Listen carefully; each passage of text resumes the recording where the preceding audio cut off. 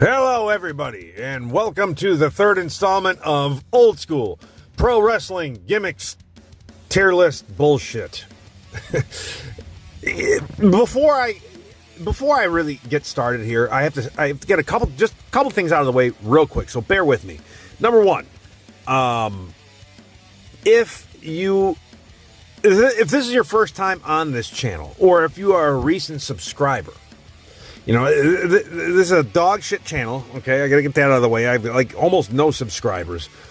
A couple weeks ago, I literally had, like, none, and it shot up to, like, almost 40 or whatever the fuck in the last week since I started talking about this stuff, since I started doing these tier lists, since I jumped on this bandwagon.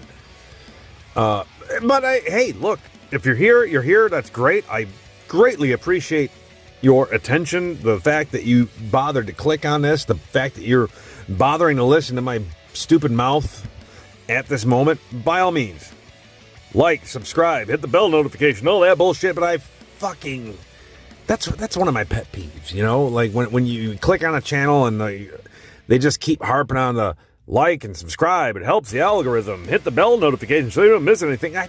You know what? I have faith in you. I have faith in people in general, kinda, to a certain extent. Right? That like, if you like something, you're going to subscribe. You're going to like. You're going to hit the bell. I don't need to fucking tell you that. But the fact that I'm such a small channel, whatever, I wanted to address it.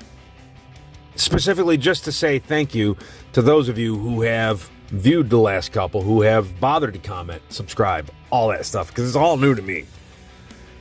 That out of the way. I don't want to, give any false advertisements, okay? I feel like, all the activity that's been generated on this channel lately is because of two things. Number one, the tier list thing. It's a bandwagon that I've decided to jump on. Not every video I do is going to be a tier list. And number two, the pro wrestling thing really seems to be, a point of interest for a lot of people. And while that is a huge part of this channel, it's not the only part. Really, I just like to run my mouth on stuff I grew up with. Okay, that's why this is specific to the old school wrestling gimmicks, right? Between like 1985 and, I don't know, about 2000. So about 15 years worth of the industry. That's what I'm talking about here. But I like to run my mouth about just stuff I grew up with, whether it's old action movies with Arnold Schwarzenegger and Steven Seagal and Van Damme and all that crap.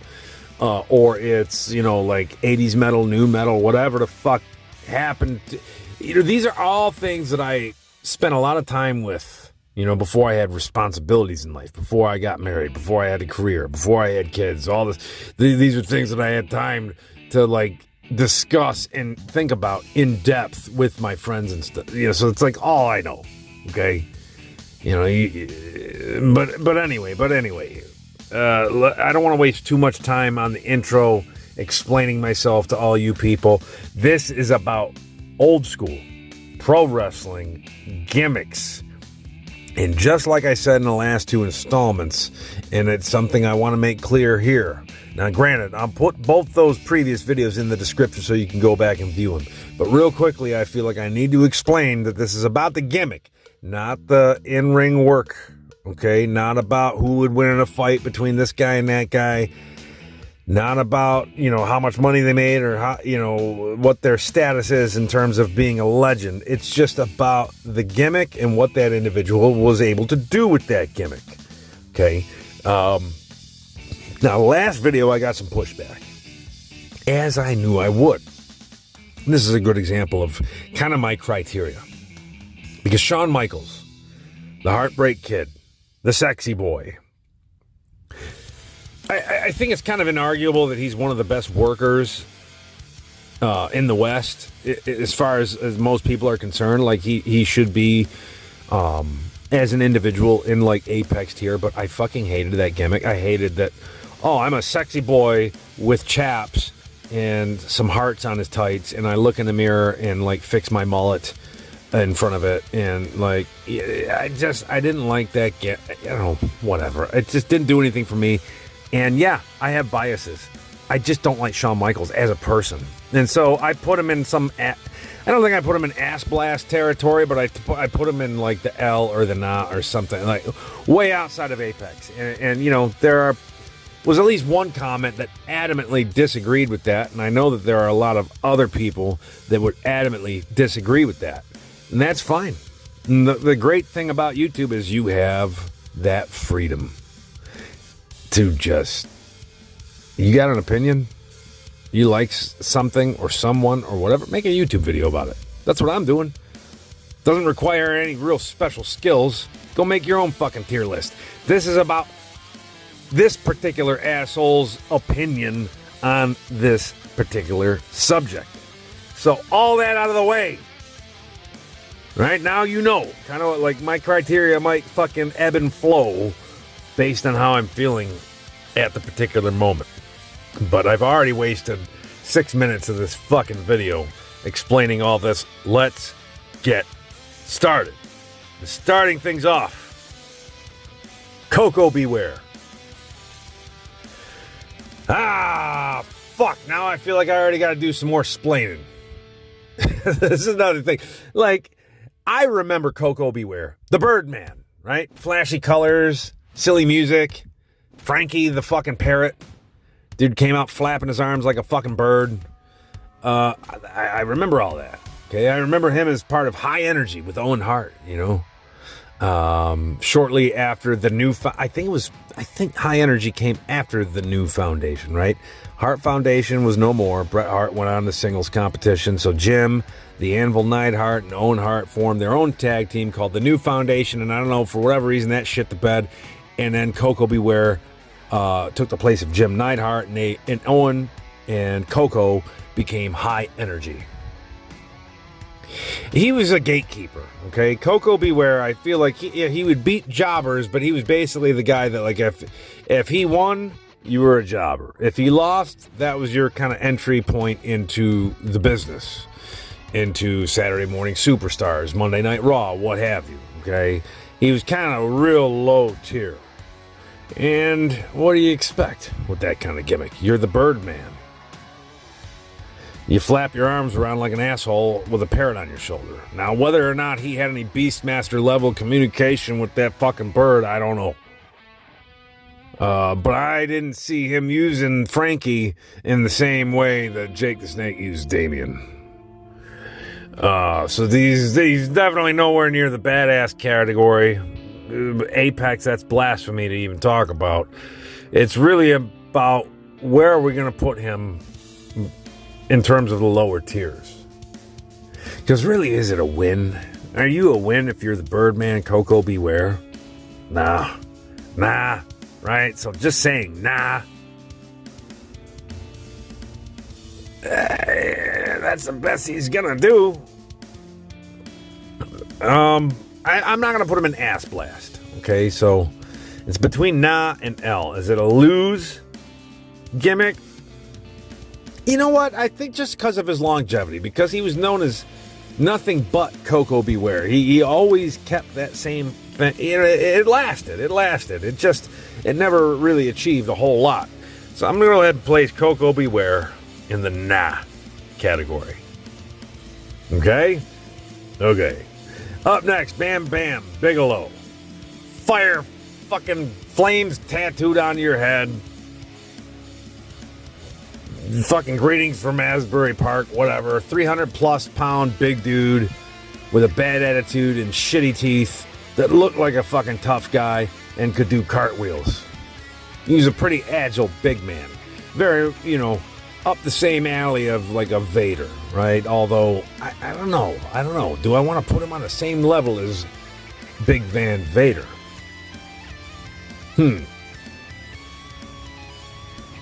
That gimmick that he had, it was just basically the tough guy with the, I don't know what you, again, there are certain guys that have gimmicks like, oh, I'm a race car driver, I'm a garbage man, I'm a repo man, I'm a cop, I'm a this, I'm a that. Bam Bam didn't need all that. You didn't need to get that on the nose with it. He was just like this big, kind of fat, tough guy with flames all over his fucking tights, flames tattooed onto his head. He looked mean as fuck. Very agile, again, for his size. He was able to make that gimmick last basically his entire career. The only time I remember him not wearing those fucking flame tights was when he was kind of feuding with Goldberg initially, when they brought Bam Bam into WCW and he was just kind of wearing a a hoodie and sweatpants or whatever. But when it came to his in-ring performance, he always had the same getup. He always had the same attitude. So Bam Bam was Bam Bam. Very much his own thing, which to me, like I've mentioned in previous videos, that works all its own. Right, like that's points right there. A lot of people aren't familiar with his brief foray into the world of MMA, in which he got fucking completely squashed by chemo. There's a lot of debate from people who are aware as to whether or not that was work or it was real or what. I think it was real. I think he is amongst, pro wrestlers, probably one of the tougher guys in the business. But when it comes to actual combat in a steel cage or whatever, he doesn't have the training that, say, like, even a chemo Leopoldo does. But am I going to hold that against him? No. This ain't about who would win in a fight. Like I said earlier, this ain't about the UFC. This is about the fucking gimmick. And I feel like, man, that gimmick, again, it stretched his entire career. The dude never had to evolve. He was always just a big, bald, tattooed head, Asbury Park, fucking badass, whatever. And so, speaking of the word badass, that's where I gotta put him. Bam Bam Bigelow into badass territory. I think that's pretty fair, right? Wouldn't you say? All right, so next up, the Beverly Brothers. Now, I know they had a different gimmick before that. I mean, these two guys, and again, I'd have to Google their actual names. Mike Enos, I feel like it was one of the two of them. I don't fucking remember. And again, this is all me drawing from my stupid, flawed memory. So if I get shit wrong, which I will, feel free to correct me in the comments. But the Beverly Brothers, they were just some fucking brats from, the Hollywood Hills. Purple tights with stars on them. They really never did much. I think maybe they challenged the Bushwhackers at one point in time.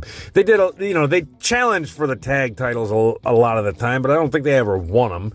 And deservedly so. Like, why would they ever win them? Like, they were never anything all that impressive. Just some two blonde shitheels from Beverly Hills. Fuck the Beverly Brothers. That's going to L. That's L.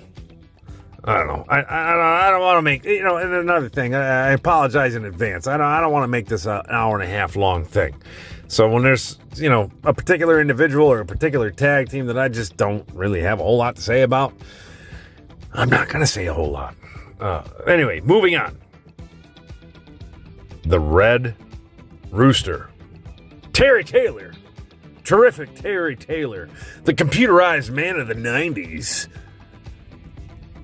All right, well, the computerized man of the 90s and terrific Terry Taylor, computerized man of the 90s or something. I think that that was after he ditched the Red Rooster. So that's a different gimmick.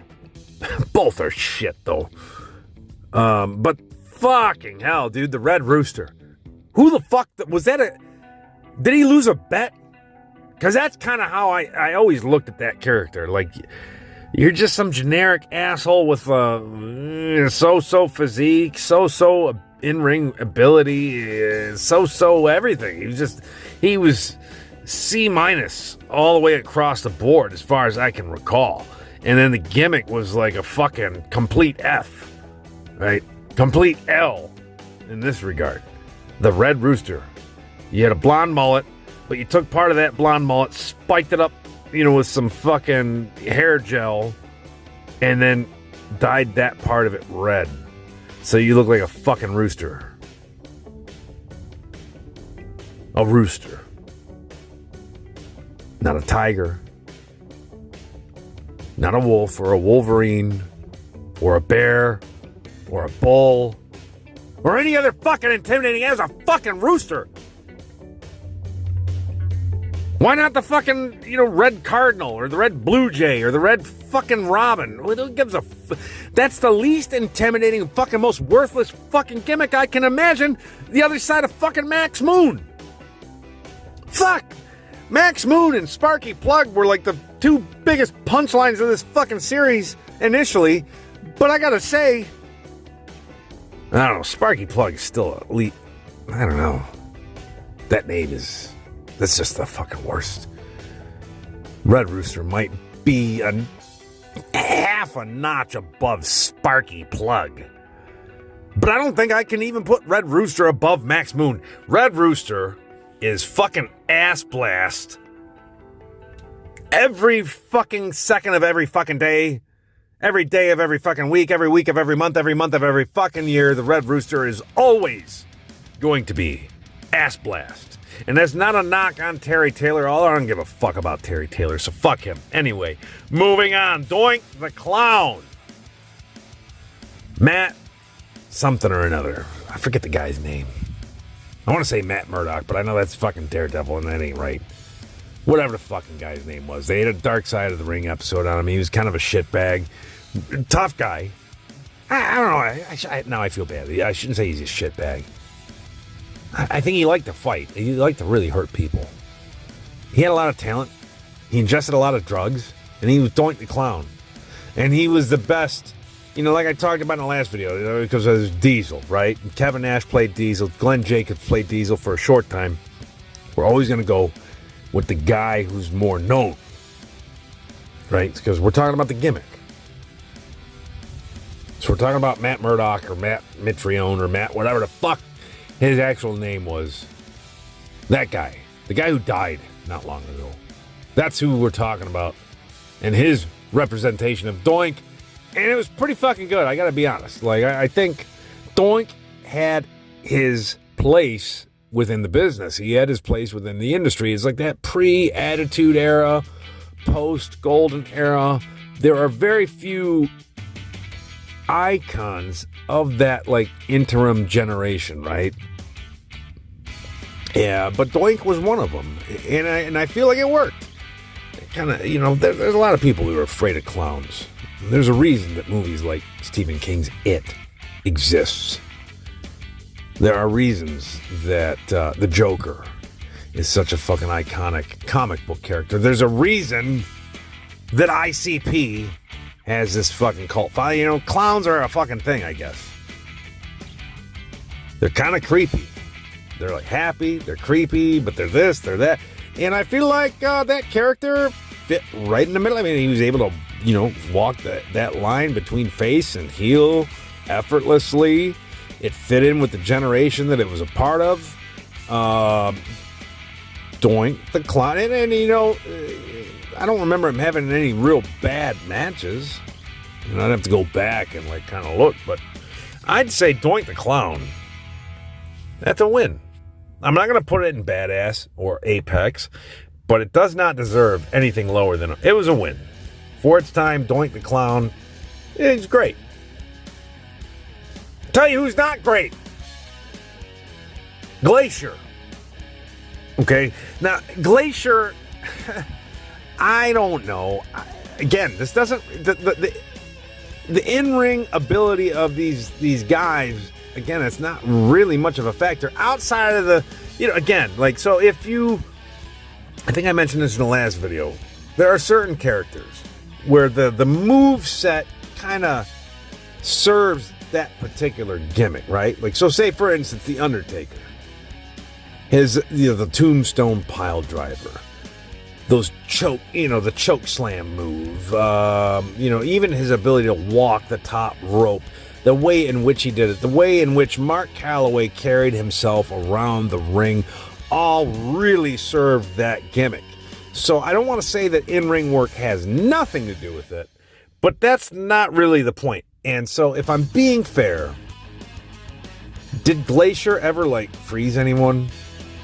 Was he able to rip anyone's head off their shoulders and pull their spine out? I don't recall that. But if he did, then I'll give that fucking gimmick some points, because he's basically just a fucking lift of Sub-Zero from Mortal Kombat. That's all Glacier was. Let's look at this fucking guy. He's an ice ninja. Then he came around at the same time that Mortal Kombat was popular. And I talked about Sting You know, his whole fucking gimmick being lifted straight from the crow, but fuck, at least Steve Borden, Sting, was able to take that character and really make it work. He fucking aced that performance. But part of that is credit to Steve, and part of that is credit to the fact that particular gimmick, even though it was a lift, it's still a good character, and it fit in with the whole like anti-hero thing, you know, in between the NWO and WCW. Where did Glacier fit? Where does that character fit? An Ice Ninja. I mean, you had guys like La Parka and Mortis and like all these other masked characters and freak shows or whatever. Rey Mysterio around at the time, Ultimo Dragon. So there was a lot of these masked ninja-esque characters, whatever. So I guess they figured Glacier could kind of fit in there. But, I mean, I will say, it sounds like I'm kind of going to steer into the negative territory with this guy. But I did, because I was a fucking nerd. I did kind of like him a little. That was kind of cool. Just not sure how well he pulled it off. And it didn't really have, I don't know. I don't want to think about it too much more. Nah. All right, moving on. Kamala. You know, I fucking talked about the African Dream, Akeem, in the last video, okay? And it was pointed out to me in the comments section that, oh, hey, this was all the WWF's attempt to just kind of take a stab or take a jab at Dusty Rhodes, right? Because he was the booker for, NWA or WCW at the time. He was kind of working against Vince.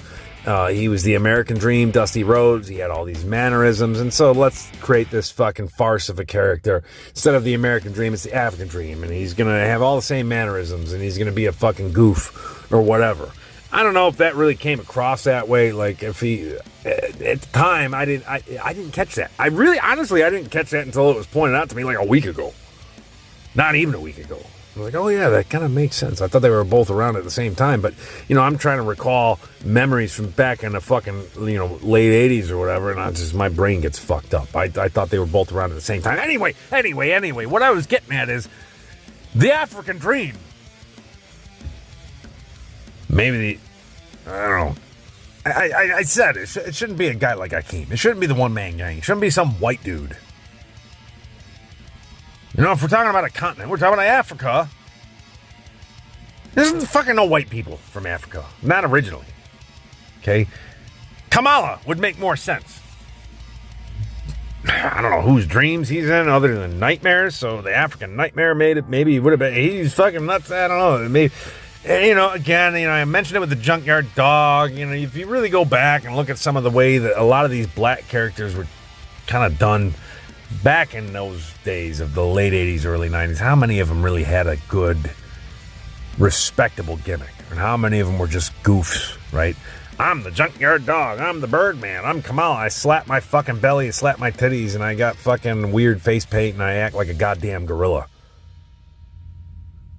Not the most flattering light, right? Or even guys that had a little more respect, like, say, Bad News Brown. He was a bad guy. Just from the street, fucking kick your ass, right? So, whatever, that's another conversation that I'm not really fucking ready to get into right now. But Kamala, I don't know. He was like a big fucking tribal. He had the fucking big wooden mask. He slapped his gut around. He pulled it off. God rest his soul. I think he lost his legs to diabetes and fucking died not long after. His name, certainly wasn't a fucking African. I don't remember the guy's real name. I'd have to look it up, but it's like Leroy Jenkins or some shit, like something like that. He's very much American. But he made me a believer, when I was like 10 years old or whatever the fuck. The character worked. It's another one. I'm gonna put that in a W. I thought Kamala, he's the only Kamala that I ever gave a shit about. I'll say that, right? We're gonna fucking compare and contrast him with our current vice president. I'll take him any day of the week. Anyway, fucking, we're getting into just ridiculous territory. Now, all right. IRS, Irwin R. Shyster, otherwise known as Mike Rotunda. who himself, I mean, Mike Rotunda's a fucking badass, straight up. Like, the dude is a legit talent. That character, I don't know, man. Like, he Money Inc. with the $1 Million Man. And I think, too, it's just like I was a little kid at the time. So, I wasn't really aware of what the fucking IRS even was, right? I didn't come aware of that till fucking way later in life. So, when the IRS was like a character in the WWF, again, I mean, I was like 10, maybe 11. Didn't know shit about the Internal Revenue Service. It wasn't until later that I was like, oh, what, like the wrestler? That's a real thing? Yeah. Or when I don't know. Mike Rotunda.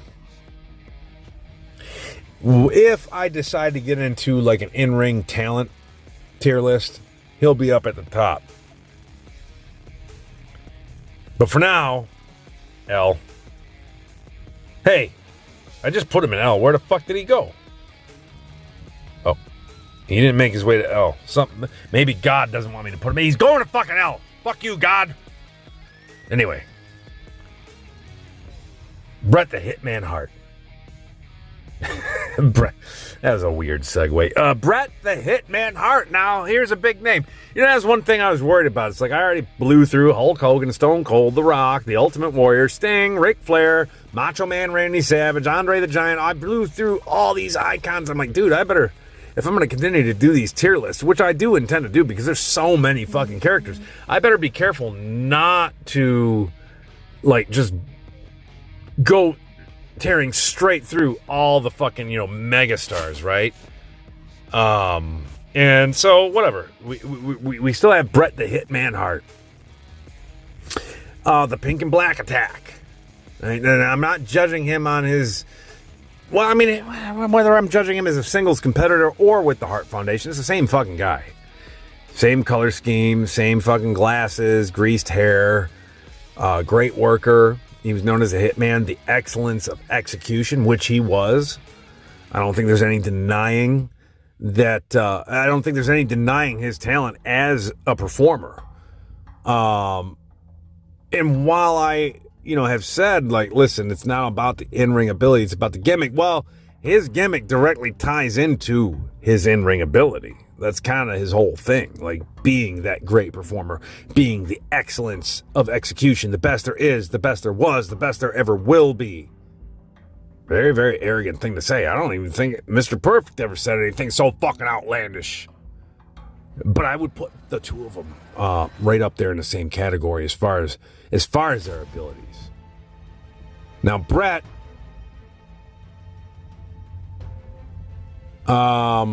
it's an interesting compare and contrast, right, between him and somebody like Curt Hennig. Because as far as his in-ring ability, I mean, they're in lockstep, in my opinion. They're both outstanding. Curt Hennig, Mr. Perfect, was able to, I don't know, he was better on the mic. He was better in a lot of ways. But Bret had the more iconic, again, the color scheme, the glasses, that really went a long way. He always had that thing about when he'd make his entrance, he's putting the glasses on the kids and shit. It just fucking worked. And yeah, I definitely got some pushback because another guy that you can compare and contrast Bret with, as many do, is Shawn Michaels. And I threw Shawn Michaels into the fucking shit pile in my last video because of personal bias, which I admit. So am I going to give Bret the same treatment? Am I going to be able to be a little more objective? Yeah, I think so. I think I got to put Bret. Again, this is a gimmick thing. I hated. You know what? I got a bias against the whole anything with the name sexy in it. If you come out to a song with the name sexy, I'm a sexy boy. I'm big sexy. I shake my hips and flaunt in front of a fucking mirror. That shit's tired. It's fucking unoriginal. It's fucking stupid. That's why I threw. And then on top of that, the personality issues terms of personal character, I just fucking, you know what? I know we're talking about Bret Hart here. I'm talking about Shawn Michaels for another second. I'm giving my fucking reasoning. I don't like the guy. I don't like the guy. I didn't like the gimmick. So yeah, great in-ring worker. I'll give him fucking 10 out of 10 when we get to that tier list. But Shawn Michaels stays in Ass Blast or L or wherever the fuck I put him. But Bret Hart goes into Apex. Fuck you. I don't care. Oh shit. Wait. What the? I hate this app. All right. Anyway. I don't want to get too distracted. Bret Hart, first guy in this fucking video to make it to Apex. I don't think I should get too much pushback there. Okay? Happy? Thank you. All right, next up, Hillbilly Jim. He's Hillbilly Jim. He's a big fucking hillbilly. You know, we can talk about the Junkyard Dog and Coco Beware and all like where it might have been a little stereotypical, right? Oh, he's a big black guy. Make him a junkyard dog. Oh, he's a big black guy. Make him a fucking African fucking tribal gorilla. Oh, he's a black guy. Make him some flamboyant fucking Birdman.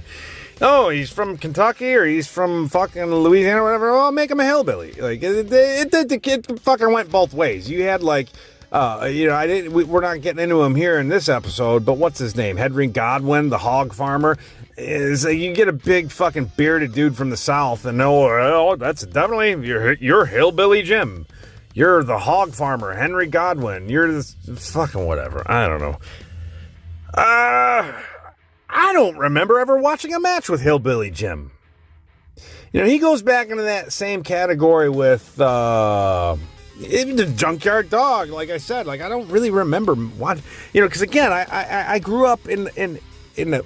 I was born in 1980, okay? So whatever the fuck was going on between like 1980 and like 1987, 88, I really wasn't paying a whole lot of attention to.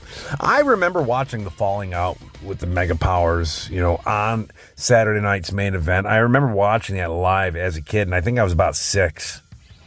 My uncles had it on. Okay, but I wasn't yet hooked into the spectacle that was pro wrestling. Okay, so these guys like the Iron Sheik, the Junkyard Dog, Hillbilly Jim. Most of my memories of these characters go back to the big rubber action figures. Like I said, they weighed about fucking 2.5 pounds a piece. They were made of like solid rubber. They were almost indestructible. Like, if you chucked one across the room and beamed your sister in the head, that would have put her in the fucking hospital. That's mostly what I remember Hillbilly Jim from.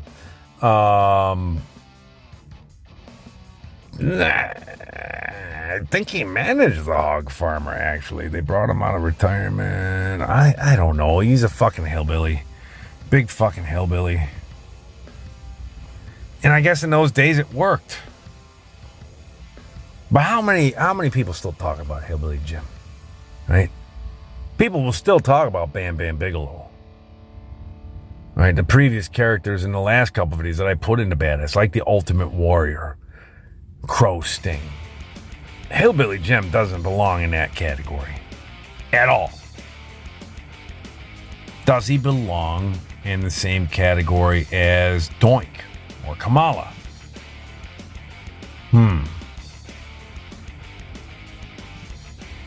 That's tough.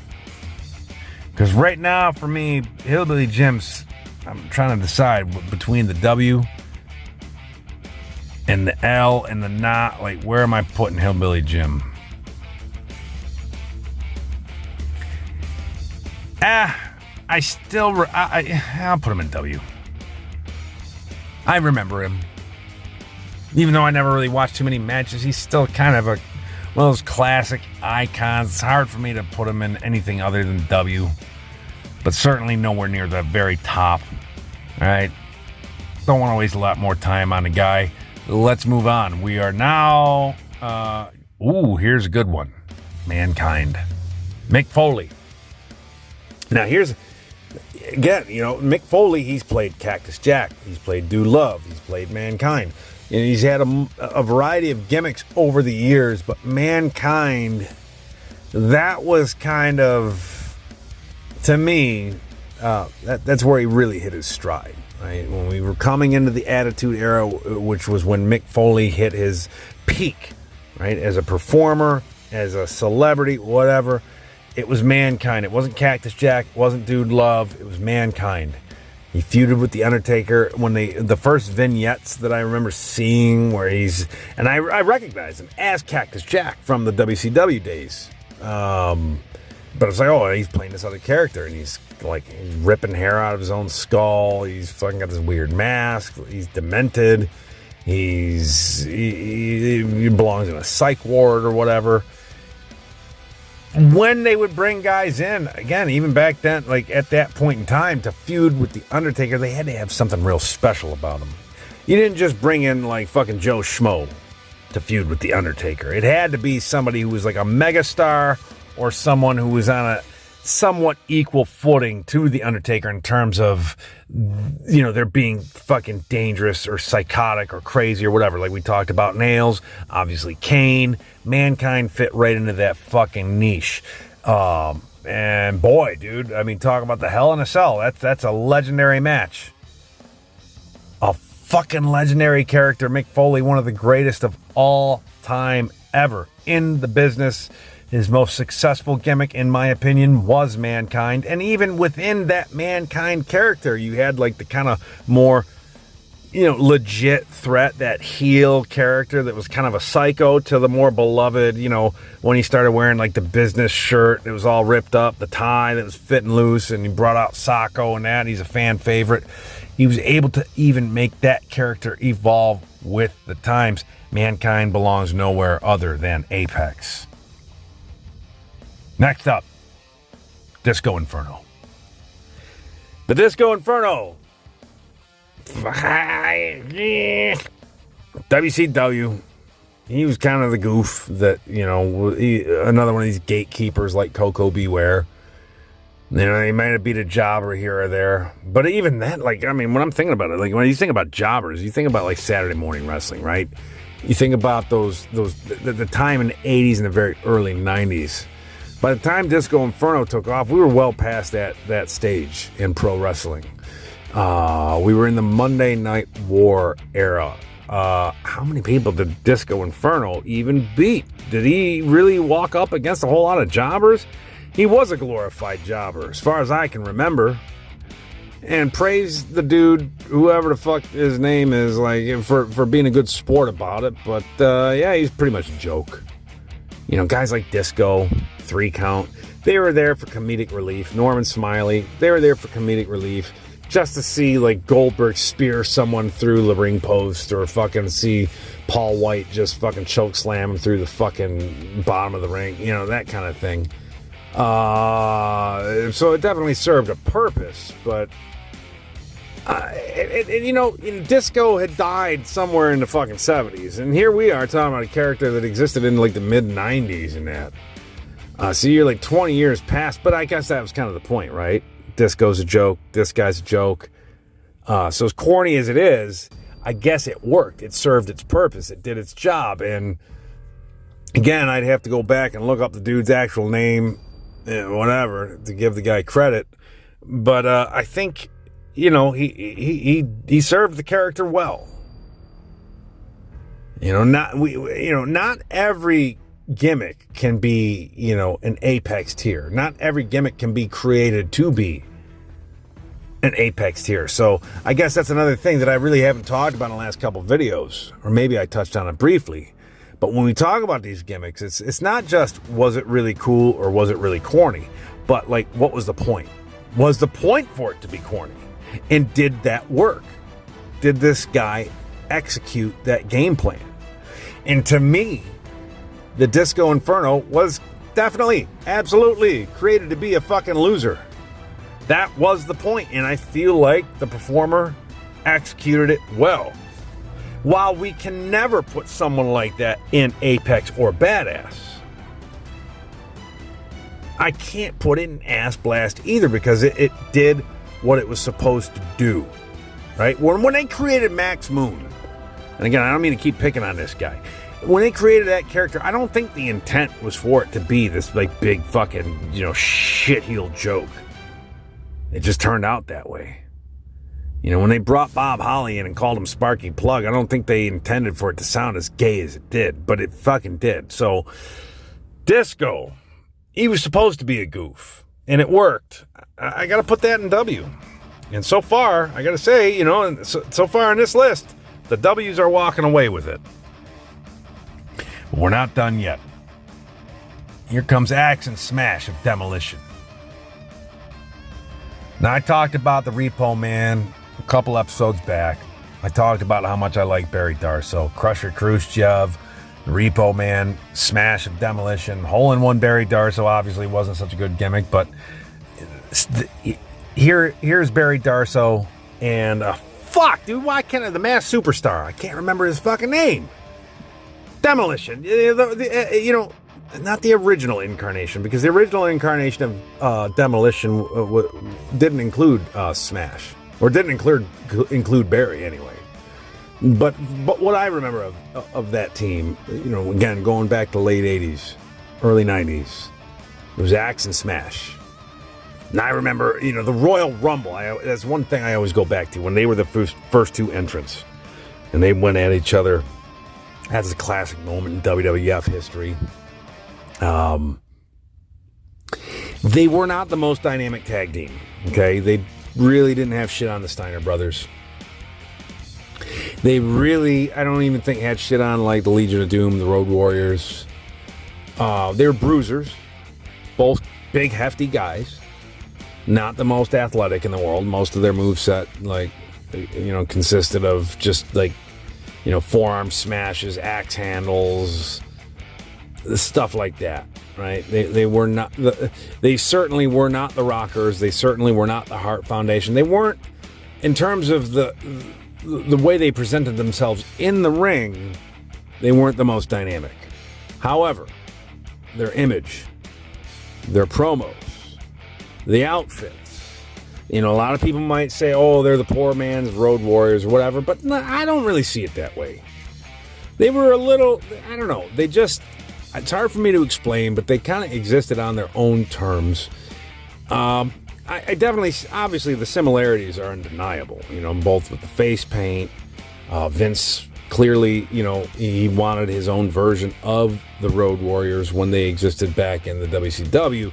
And eventually, of course, he got them and they became Legion of Doom and actually feuded with Demolition. But Demolition, they had a really cool theme song. They had the, you know, the fucking masks and stuff they would come out to the ring with. I don't know. I always liked Demolition. I liked them a lot. Not so much once Crush came into the fold, but that was kind of the beginning of the end. Nevertheless, they were able to pull the heel thing off. They were able to pull the face thing off. Do they belong in Apex? You know, I mean, I put Hawk and Animal in Apex. I don't think I can put Axe and Smash there with them, okay? They will, however, go to Badass. You know, very, very good. Big fan of Demolition. They're not going to get the highest of honors, but they're in the conversation. Okay, anyway, moving on. Cowboy Bob. Now, everybody knows who Randy Orton is.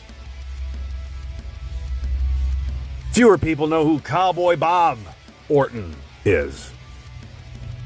In fact, if I'm being honest, I really barely know who the guy is. Here's what I know about Cowboy Bob. I know he's Randy Orton's father. He was in the WWF back, I believe, I don't know when he debuted, early 80s. Yeah, it was early fucking 80s, right? I remember New Year's Eve of like 1997, 1998 or something. I was spending the night at a buddy's house. We, you know, a bunch of us got together. We rented a bunch of fucking horror movies and like old WWF pay-per-views. And I think one of the fucking videos we rented was like WrestleMania 2, something like that. Cowboy Bob was involved. He was in a tag match with, I forget who the fuck else, but I just remember laughing my ass off at the name. And Cowboy Bob. Like, it sounds like a fucking joke. Cowboy Bob. And it wasn't until much later that I realized, like, oh, fuck. It wasn't until Randy Orton started his career that it's like, oh, yeah, his father is Cowboy Bob Orton. I'm like, oh, wait, that Cowboy Bob? Oh, yeah, it is. That's Randy. I wouldn't have known who the fuck Cowboy Bob was if not for Randy Orton. Like, I mean, I wouldn't. Put it this way. Randy Orton's the guy who really started that legacy. Granted, yes, his father was in the business. Maybe he did more than I'm aware of, okay? Maybe he was king shit back in like 1978, 1979, and I fucking missed the boat on it, and I don't know what the fuck I'm talking about. That is very, very possible. But as far as I know, Cowboy Bob was just some kind of run-of-the-mill fucking whatever. Just another wrestler. And he was a fucking cowboy, and he went by Cowboy Bob. Sorry, there's nothing wrong with the name Bob, but if you're wrestling, Nate, it's fucking, I'm Cowboy Bob. It sounds bad. I'm sorry. Nah. Because of how good your kid is, I can't put you any fucking lower than nah. But if it wasn't for Randy, yeah, you'd probably gone lower. Anyway, Sheik. Sheiky baby. The Iron Sheik. Everybody fucking knows this dude. Everybody's very well acquainted with his fucking Twitter feed prior to his untimely death. I don't even know if it was untimely. How old is the dude? Fucking 87 or something like that? I don't fucking know. Dude is a fucking legend of legends, okay? There's no one like the Sheik. No one. And I would say he transcends pro wrestling, okay? Greco-Roman fucking medalist in the Olympics from Iran. So he's the fucking legit competitor, right? Standout character, standout fucking gimmick, and stood out as, again, a god amongst men. I don't care what anybody fucking says. In all the years following his retirement, from his appearances on the Howard Stern show to every other local fucking radio show that would have him, to podcast, to Twitter, the dude was a legit, he was an insane person. And God bless him, God rest his soul. I don't think I should have to elaborate too much on the Iron Sheik and my decision to place him in fucking Apex. You're gonna fucking fight me on that? Let me hear it in the comments. I'd like to hear your fucking reasoning. Because, you know, you might be able to argue with me elsewhere, and I might concede. Not here. Iron Sheik is fucking Apex. Next up, the Mounty. Jacques Rougeau. The Mounty always gets his man. He was the first guy to bring this. The big boss man had the fucking baton, but the Mounty had a fucking stun gun. And he's from Canada. And he was a heel. And for a while, he was on a tag team with another guy who I don't remember, and they were the Mounties. I don't know.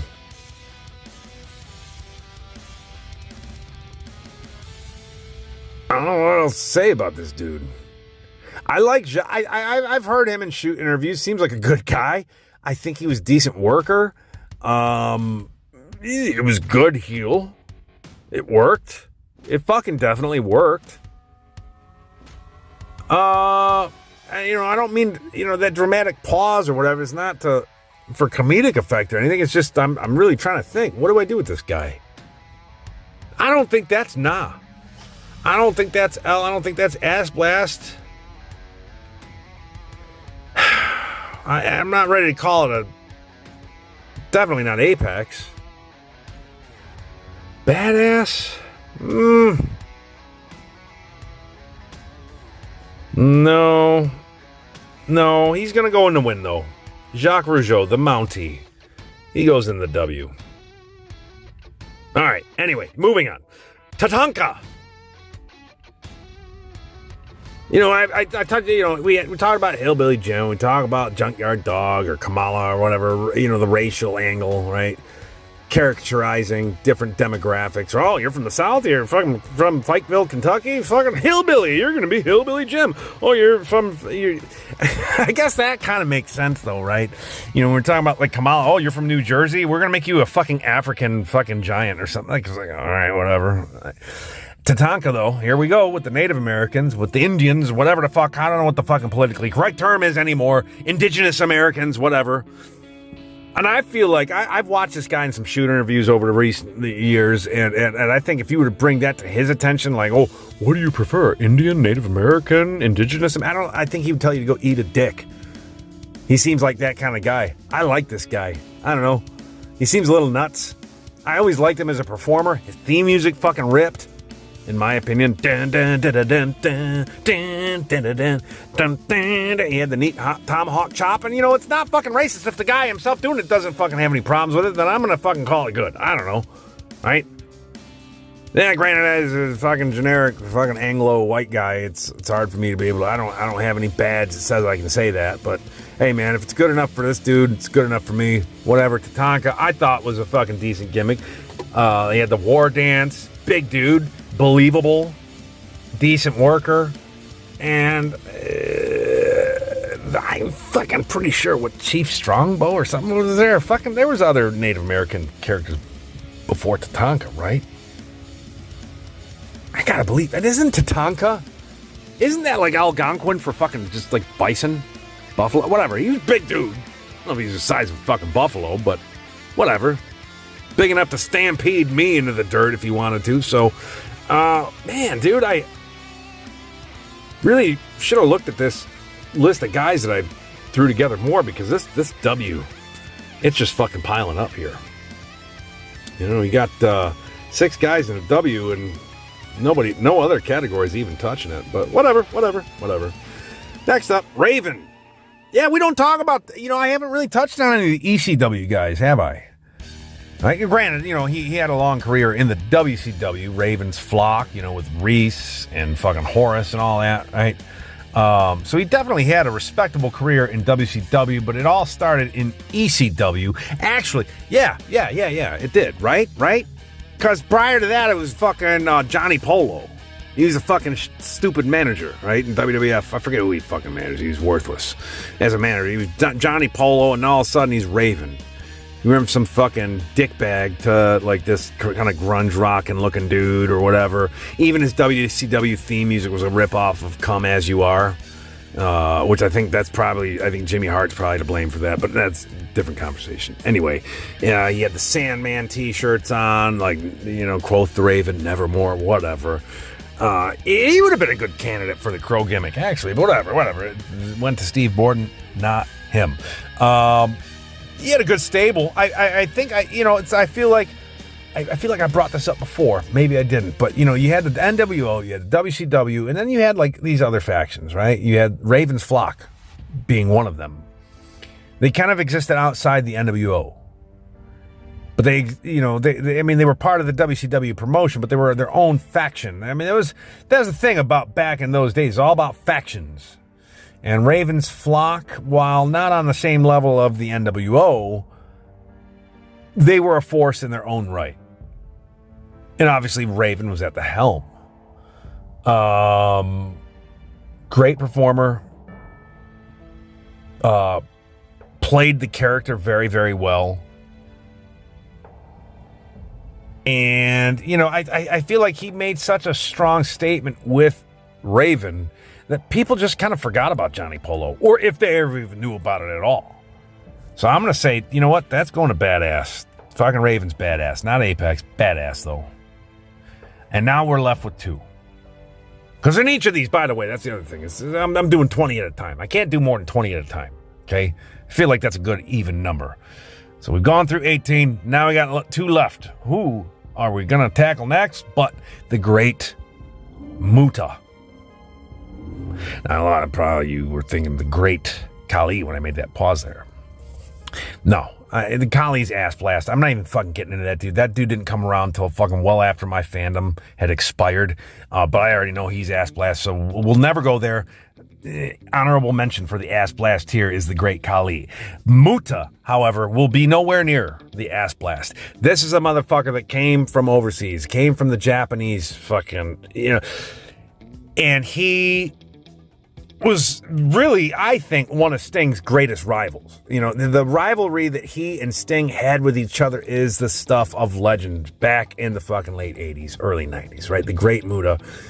He had the fucking green mist, coming from the Japanese organizations, that he had that level of mystique to the Western fans, right?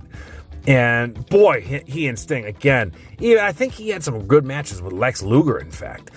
Fucking phenomenal worker. Great gimmick, the whole face paint thing, which is, I think, why he and Sting hit it off so well. Sting, obviously, back then, was very hungry at the time, and not to make this about him, but Sting's one of those guys that when he first started with, Jim Hellwig, the Warrior or whatever, as the Blade Runners, they were both very, very green, and we can see who really took the business so much more seriously, right? Steve Borden, Sting, really made progress, leaps and bounds, in terms of his in-ring ability, and that was able to do so much with that character. And man, when you get two guys in a ring together, right? Because that's the other thing. Say somebody like, and one of the reasons, again, Kurt Hennig, and I know we're talking about the Great Muta here, and I'm bringing these other guys into it, but like Kurt Hennig, reason it doesn't take me but 2 seconds to figure out that he's an Apex, because he was so goddamn good that even if you were shit in the ring, he would make you look fucking good.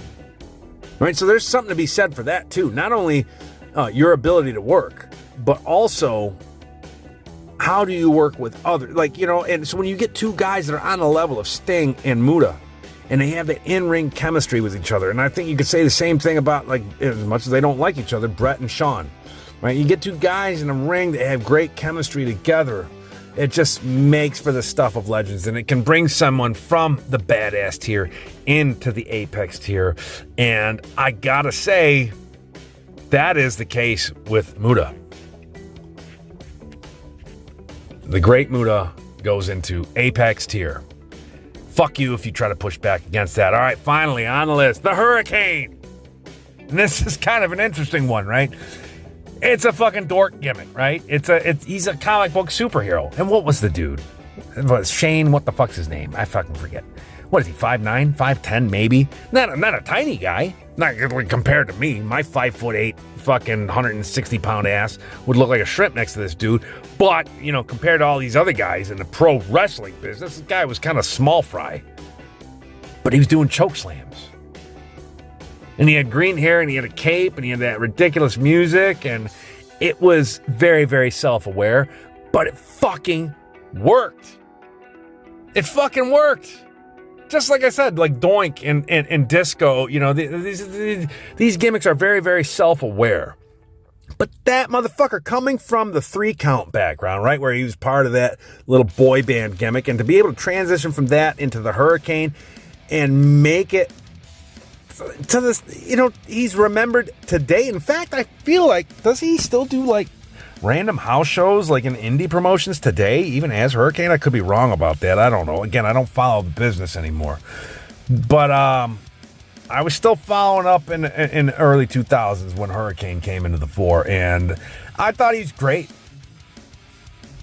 Fucking didn't take himself too seriously. Undersized guy. Had some great matches, even with like the likes of The Rock, where people thought he might even win.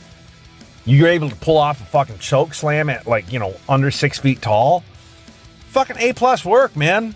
A+ fucking work. It was a great corny gimmick that, didn't take itself too seriously. Very self-aware. Nowhere near Apex. I can't put Hurricane with Sheik and Mankind and Bret and, Muta. But he goes into badass. That's a fucking badass gimmick. It's not just a win. Hurricane deserves better than that. All right, so to recap real quickly. In Apex, Bret the Hitman Hart, Mankind, the Iron Sheik, the Great Muta. I'd be shocked if anybody fucking argued with any of those four. Badass, we got Bam Bam Bigelow, Axe and Smash and Demolition, Raven, Hurricane. Oh, now that I'm saying that out loud, I don't know. Does Hurricane really... whatever. I gotta get this fucking wrapped up, so whatever. God damn it. All right, sorry, Hurricane. You got to go back down. You got to go down to win. Win's going to stack up. I can't put Hurricane on the same level as those other three. Anyway, all right, fine. Hurricane, Doink the Clown, Kamala, Hillbilly Jim, Disco Inferno, the Mounty, Tatanka, and the thing, all those guys, they're all ridiculous gimmicks, but they all worked well. All right? And then we got Coco Beware, Glacier, Cowboy Bob, L, Beverly Brothers, IRS. Only one ass blast today. Wow, I knew I was feeling a little different. I always feel a little different when I don't get to say ass blast 50 fucking times. But yeah, the Red Rooster's the only ass blast. Oh, fucking Glacier could be down there. I didn't even put him in L though. Am I sure about that? I don't know. I liked him at the time. And I'm letting my fucking nostalgia get the better of me. Does Glacier really belong above IRS. Whatever, that's where they fucking stand. I want to keep this under an hour, and I got 10 seconds to do that. Like, subscribe, hit the bell notification, all that bullshit. See you in the next one.